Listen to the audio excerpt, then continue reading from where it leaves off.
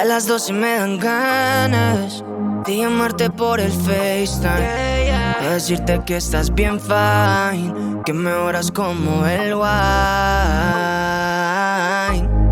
Conectamos como Wi-Fi, en otra vida como sci-fi.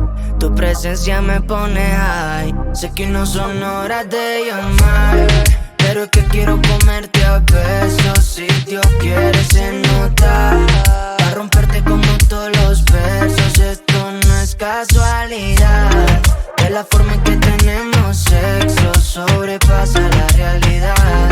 Eres lo más chimba de verdad, yeah. Se vuelve un caos, bebé, somos el Big Bang. Estoy enchulado, tremendo big plan. Voy pa'l poblado, nos vamos pa' la finca, y en la cama buscamos brinca, brinca, yeah. Se juntó el hambre, la que me come. Yeah, tanta lengua sabe de poesía.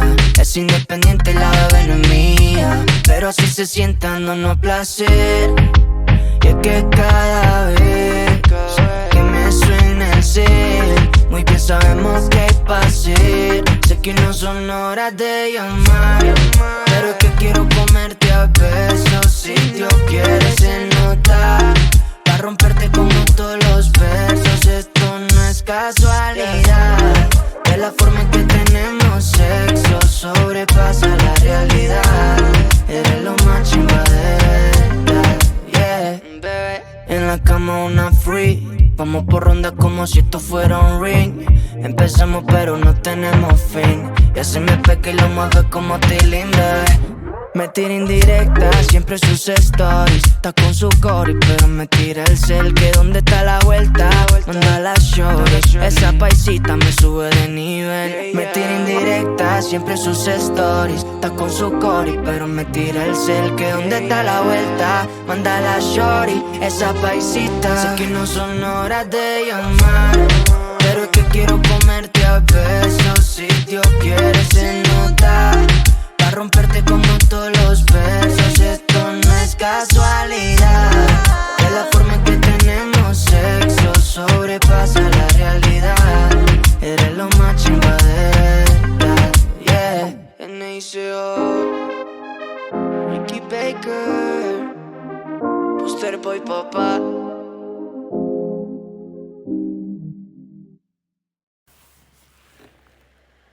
Hello, Ivy here. This week's podcast is the final one in the miniseries The Crown in Crisis, and the episode for this week is the Endgame: Ego, Empire and Erosion. Episode 169. This final podcast, exploring the crumbling of the UK monarchy as we know it, we have covered a wide array of topics, but rest assured that we are a long way from finishing just yet. UK monarchy is the gift that keeps on giving, or should I say, the grift that keeps on giving. The framework for this week's podcast is as follows. What is left when the veil lifts? Now that the UK media attempts to portray in their tabloids that the monarchy is allowing us into their world a little, trying so hard to send the message of how they try to interact and relate to the ordinary man and woman in the street. All I will say on that front is that the PR team need to revisit their notebooks. At this point, when one examines the resources allocated to give a certain impression to other royals around the globe, when it is linked to publicity for the UK monarchy, it is very hard to see why there is even an attempt to consider the approaches of stability or spectacle.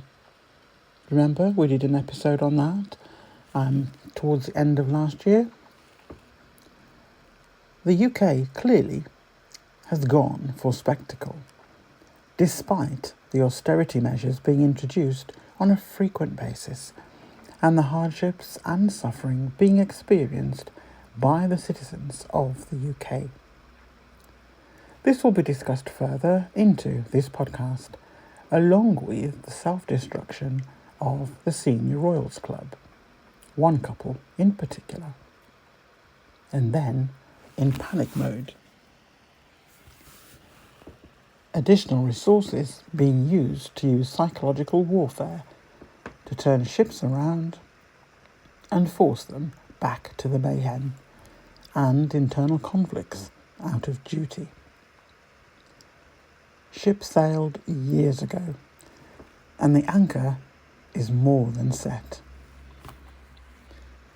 Can I just say here, excuse me for my croaky voice at the moment.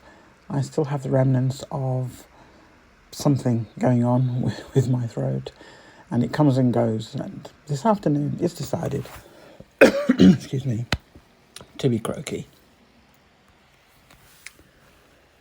Looking behind the metaphoric curtains of UK monarchy, it shows no sign of improvement in status.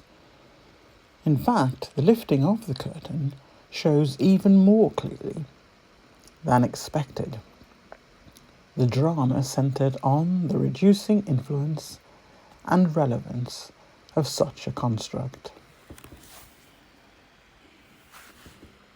The monarchy's future. There was much talk around the new king's plans for a slimmed-down monarchy. As per instruction, it was lauded in the UK press how the monarchy, under a new king, would reduce cost to the UK taxpayer and explore ways in how this could be done. Royal reporters relished in writing who would be removed from the lineup. One couple, in particular, gave them such pleasure at the thought. Clearly based on assumption that all those on the gravy train of living in Crown properties and helping out the senior royals now and then would be so worried about being cut off from the grace and favours they currently enjoy. The royal reporters showed such glee at the prospect of keeping people hanging on, hoping that they would remain in the fold. That's how UK monarchy operates. More fear stepping out into the normal world that most people occupy and experience. And this becomes one of the many holes that the monarchy holds over people.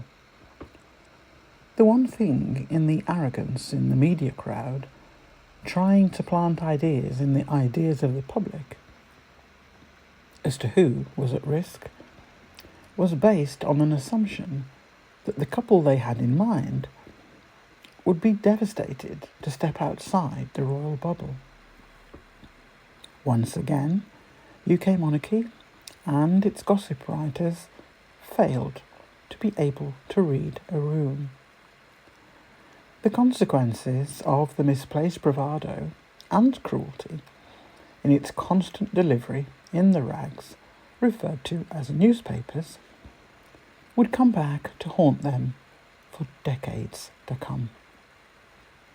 The poor methodology of how the senior royals would be reduced, and the absolute own goal for the firm to ignore decades of humans, including the royals, getting older each day, and no concept of workforce planning or any form of strategy about what resources were needed and what outputs can be safely delivered or provided with that number of personnel, even when someone is on leave or ill. Yet another own goal.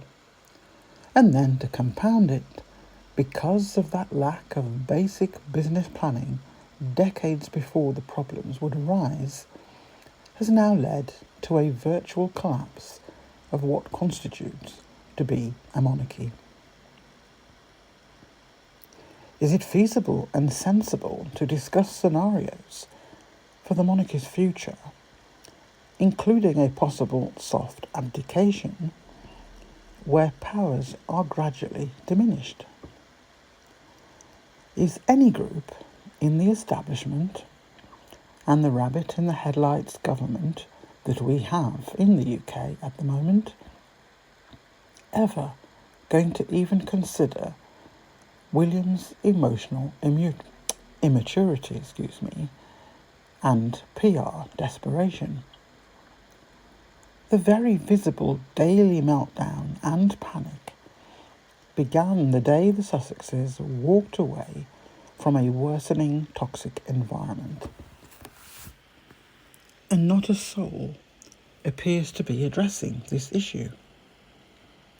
Not a good look for the next king, and everyone knows it, except die-hard royalists who only see a nice family and everything else is ignored.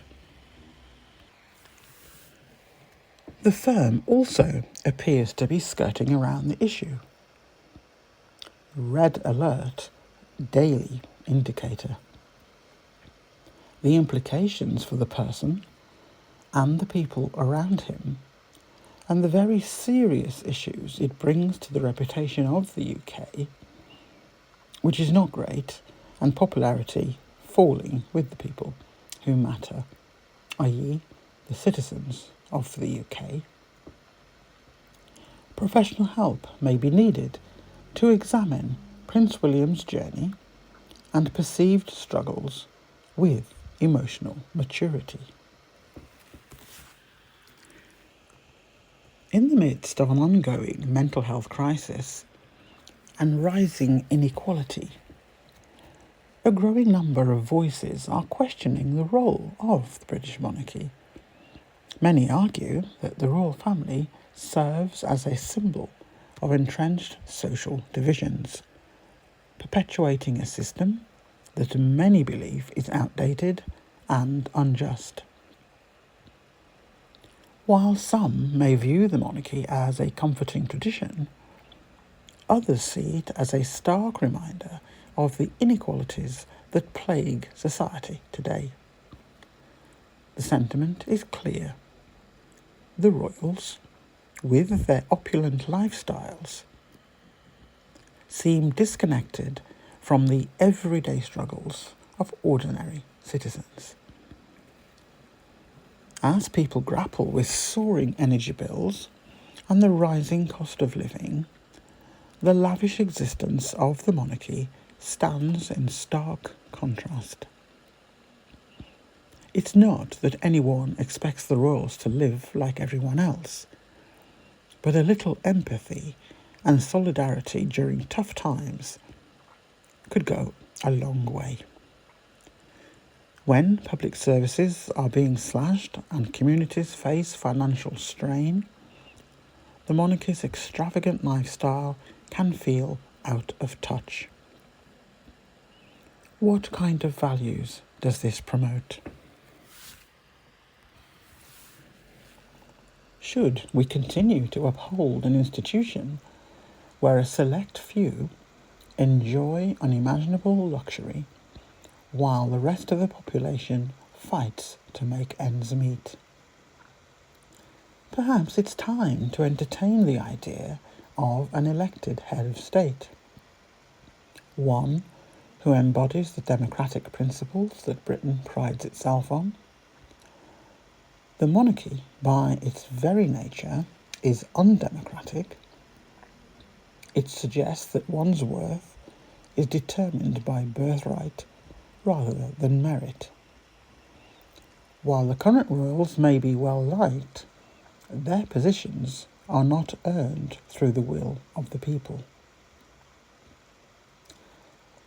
This raises a critical question. How can a modern democracy justify an unelected head of state?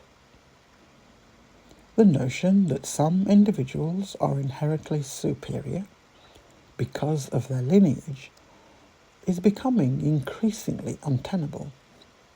Moreover, Let's delve into the financial aspect of the monarchy. The sovereign grant which funds the royal family is a significant sum drawn from taxpayers' pockets. Advocates claim that this investment fosters tourism and national pride, yet the costs associated with security and maintenance are substantial. Wouldn't it be more beneficial to allocate those resources toward public services that directly impact the lives of citizens?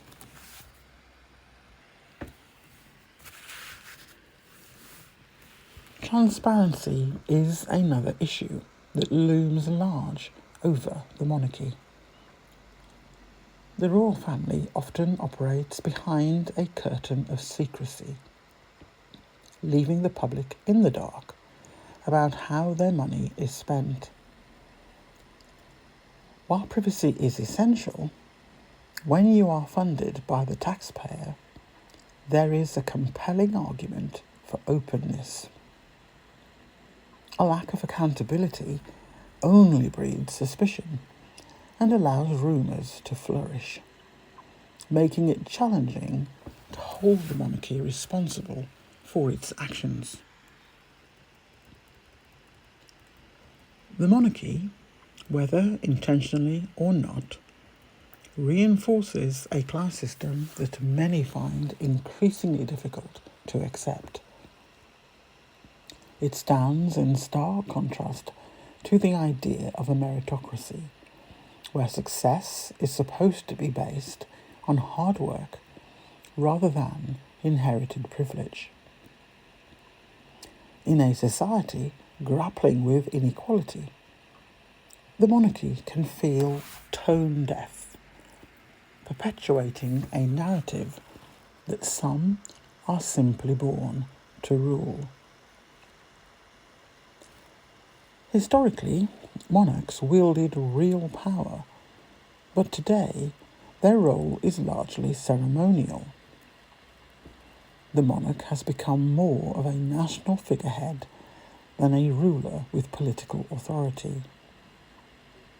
This raises the question, do we really need a monarchy for symbolic representation?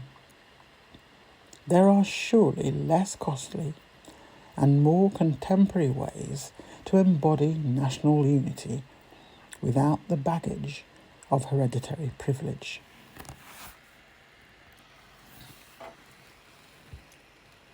As for the Commonwealth, the royal family's position as its head is fraught with complications. While some view it as a force for good, others see it as a lingering reminder of colonialism. The monarchy's involvement in the Commonwealth underscores the complexities of Britain's imperial past, a history that many would prefer to move beyond. Despite attempts to modernise, the monarchy seems stuck in an archaic framework. Social media engagements and photo opportunities with younger royals do not change the fundamental issues at play. The challenge remains. How do you convince a populace that a system based on privilege is still relevant in an age striving for equality? The question of whether the monarchy is worth its financial and societal costs is increasingly debated. While it may seem as a cornerstone of British identity, the opportunity cost of maintaining such an institution is significant. Imagine redirecting those funds towards initiatives that promote education, healthcare, or environmental sustainability. Now that's a vision worth pursuing. Support for the monarchy is waning. no matter what certain polls tell you otherwise, particularly among younger generations disillusioned by scandals and the absurdity of royal life. The idea of a republic, once considered radical, is gaining momentum. As societal values shift, the monarchy must reckon with the reality that its relevance is under scrutiny. Britain stands at a crossroads. The monarchy has been a fixture of British life for centuries, but just because something has always existed does not mean it should continue unchallenged.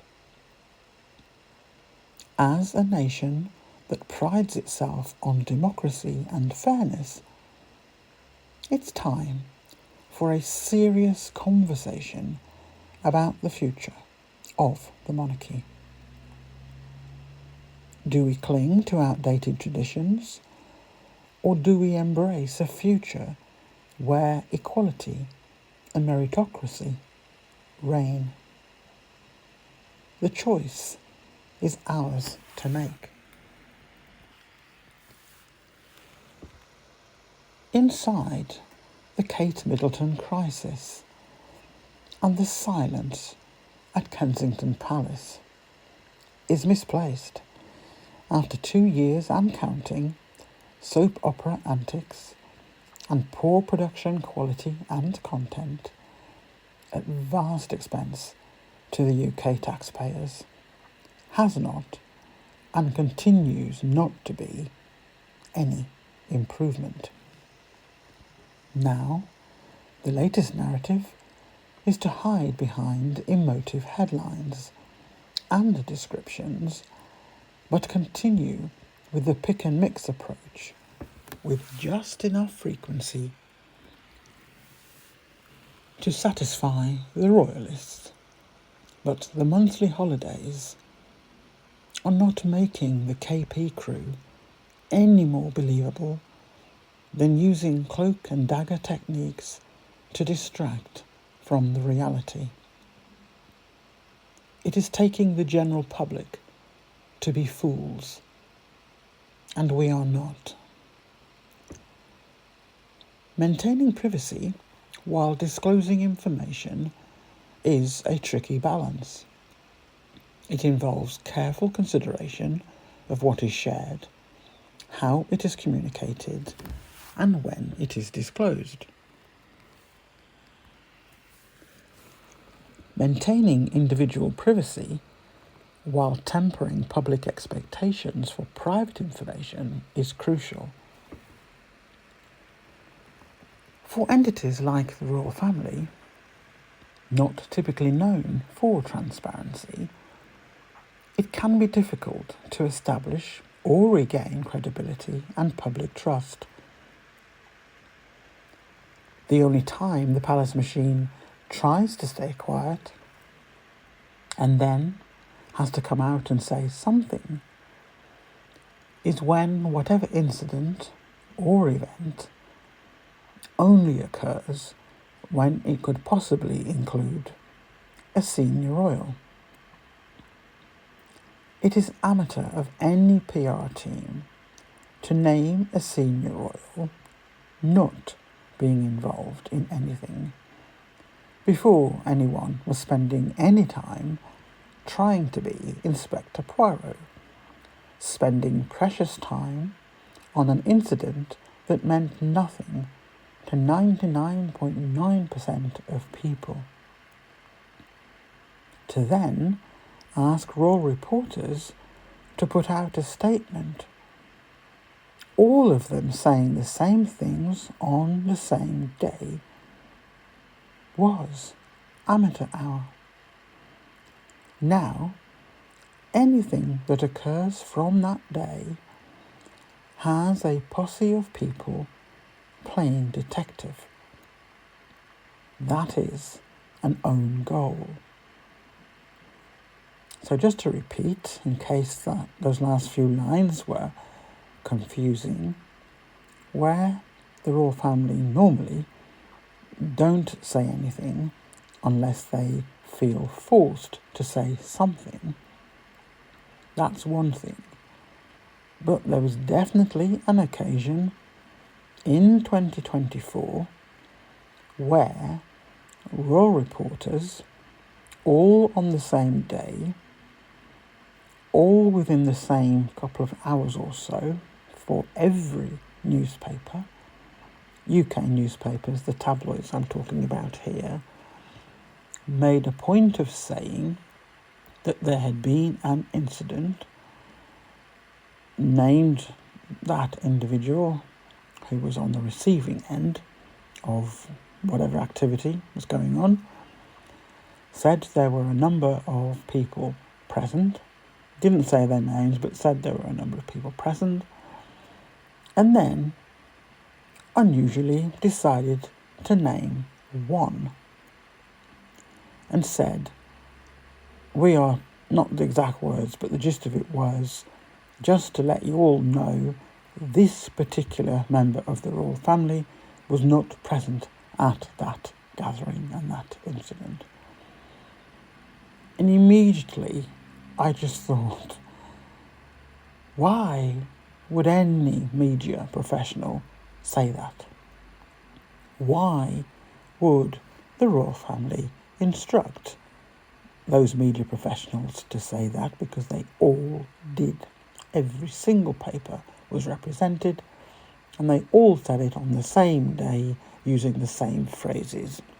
Clear as day that they were told to do that and what they had to say.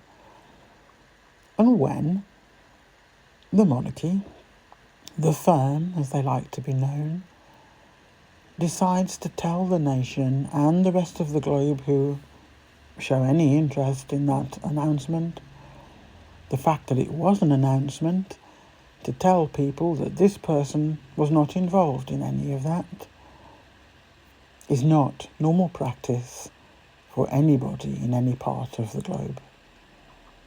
So immediately, by telling the nation and the world that this person was not present at that event, but you've now named a person, and everyone then thinks, but why have you said that? If the person wasn't there, why are you mentioning it?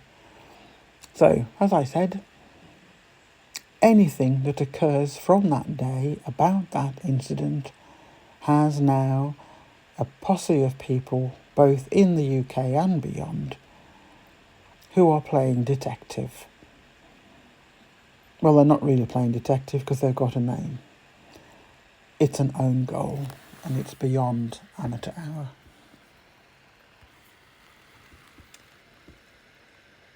King Charles's legacy clashing with the clock.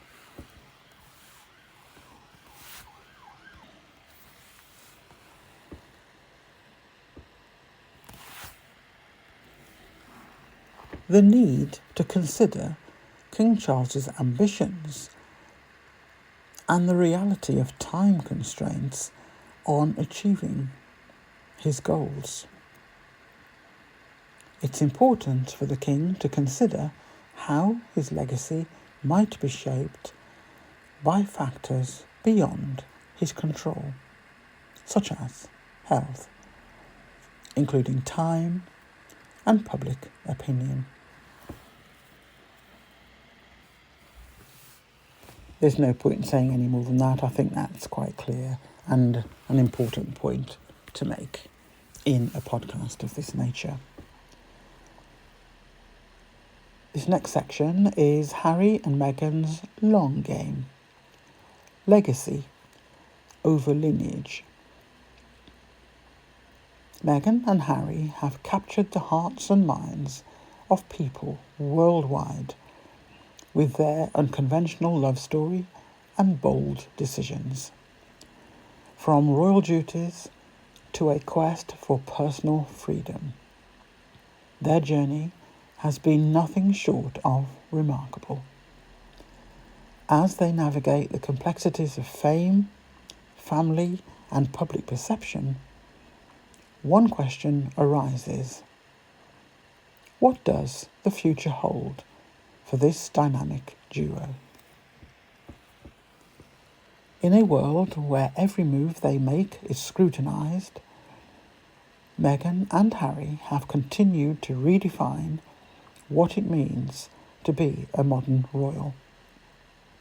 Their story transcends that of a typical fairy tale romance, illustrating the challenges faced by those who dare to break from tradition.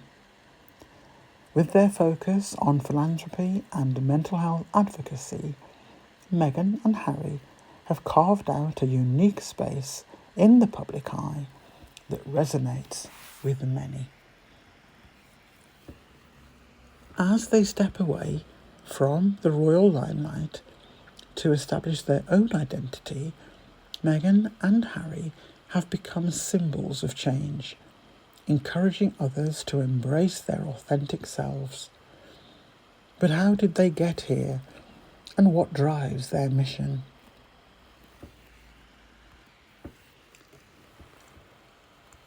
We take a brief look of the impact they've made since stepping back from royal duties.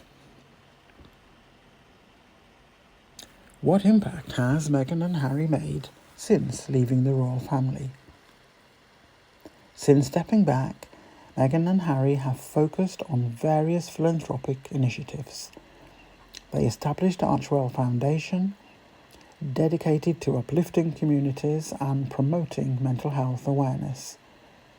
Their work includes partnerships with organisations like World Central Kitchen, which provides meals in disaster-stricken areas, and campaigns advocating for social justice and equality. How have Meghan and Harry influenced public perception of the monarchy? Through their candidness about mental health and their commitment to social issues, Meghan and Harry have shifted the public's perception of the monarchy. They have demonstrated that the royal family can evolve and adapt to contemporary societal issues. Their openness about personal struggles has inspired many to seek help and support. What does the future hold for Meghan and Harry? As they forge ahead, Meghan and Harry continue to explore new opportunities, including media projects and public speaking engagements.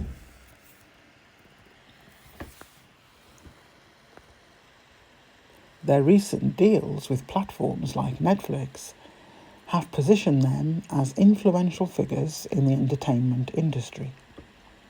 With their unwavering commitment to their values, they are likely to remain at the forefront of social change.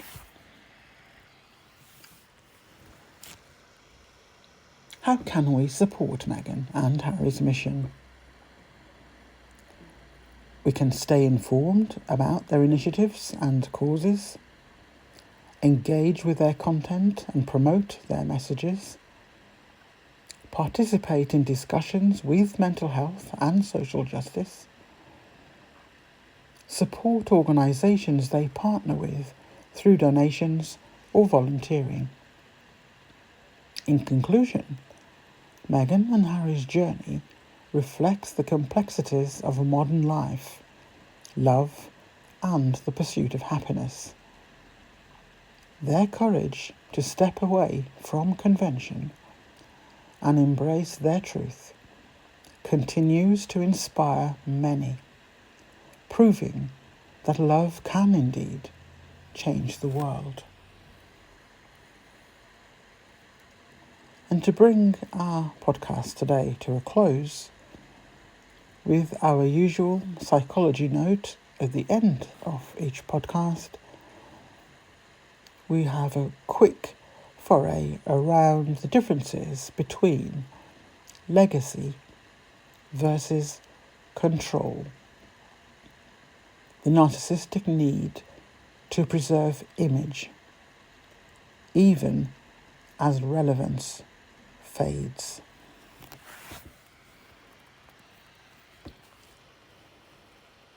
What is a legacy in psychology?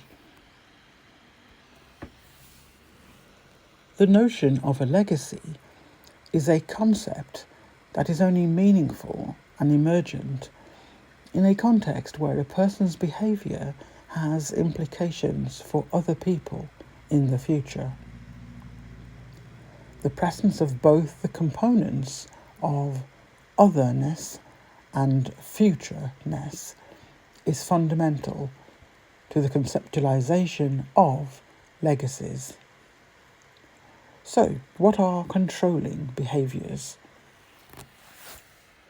Controlling behaviours refer to actions and attitudes exhibited by individuals to maintain power and dominance over others. These behaviours are often characterised by an excessive desire to control, manipulate, or influence the thoughts, actions, and emotions of others, leading to a lack of autonomy and freedom for the person being controlled. Just as a reminder, as per all of the podcasts that I do, each of these sections within the framework of this podcast has a number of website links for further information. So these are just summaries of each of those sections, but each of them have several links for you to explore at your leisure whenever you wish to do so. And each cluster of them will give you more information about each of the sections that I am going through.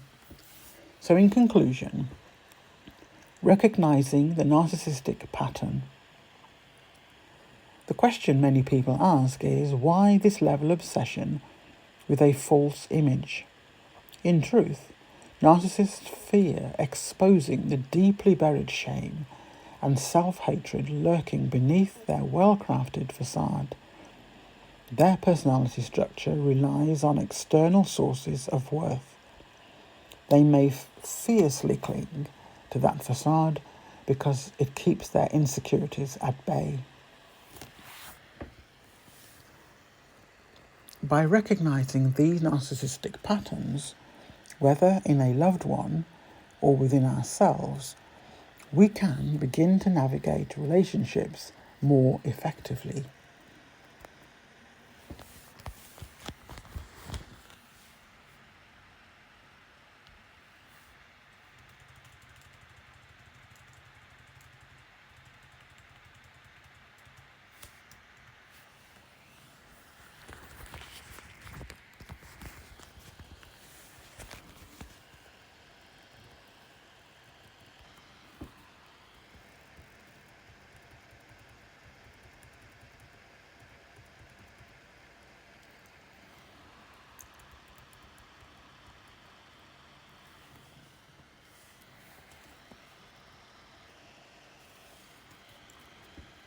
We must remember that no individual was born a narcissist. Environmental factors, formative experiences, and learned coping techniques usually coalesce to produce these traits. While this does not excuse harmful behaviour, it does remind us that growth and healing are possible. Narcissism is a formidable defensive system that locks away shame and pain. When challenged and understood properly, this system can be replaced with genuine self-awareness, empathy, and a sense of security that doesn't require a false image to survive.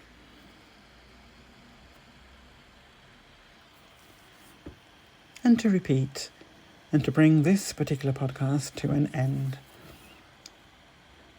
we asked the question a few minutes ago, what is a legacy in psychology?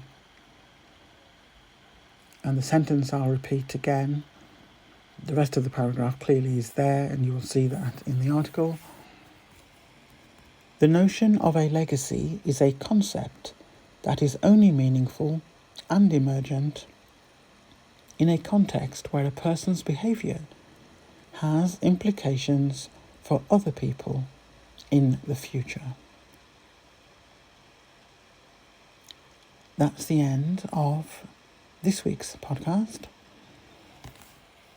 It is also the end of our mini-series, The Crown in Crisis. We do have, however, another mini-series starting from next week, which I hope you all find interesting and enjoyable. So, as per usual, I look forward to all your comments tonight and throughout the week. And for now, it's bye from me, bye from Ivy, bye. Es que a ti te pienso tanto, no creo que solo sea amor. Por ti, baby, doy al mundo y la mitad en mi corazón. Baby, tú y yo, queriéndonos, sintiéndonos. Hazme el amor, y el que tanto dice tenerme.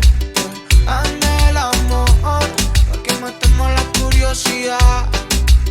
Tú sabes mejor que esos besos son los que dan suerte. Hazme el amor, olvidarnos de nuestra realidad.